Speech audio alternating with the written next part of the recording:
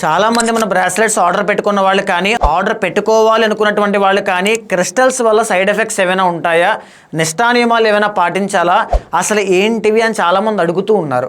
So వాళ్ళ కోసం చెబుతూ ఉన్నాను, ఈ క్రిస్టల్స్ అనేటువంటివి జెమ్ స్టోన్కి సబ్స్టిట్యూట్స్ అండి.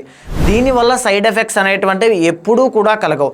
ఇది న్యూట్రల్గా ఉంటాయన్నమాట, కానీ పాజిటివిటీ కోసం హెల్ప్ చేస్తాయి. ఫర్ ఎగ్జాంపుల్ సిట్రైన్ అనేటువంటిది కనకపుష్య రాగానికి సబ్స్టిట్యూట్.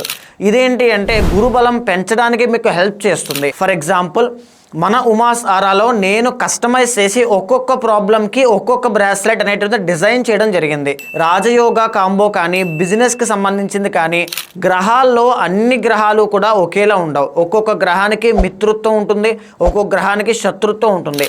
ఒక రెండు పడనటువంటి గ్రహాల యొక్క కాంబినేషన్ మీరు ఏదైనా పెట్టుకున్నారనుకోండి, అది బయటైనా ఎక్కడైనా సరే దానివల్ల మీకు సైడ్ ఎఫెక్ట్స్ అనేటువంటివి ఉంటాయి. అండ్ అది ఒరిజినల్ స్టోనా కాదా అనేటువంటిది కూడా పరిగణలోకి వస్తుంది.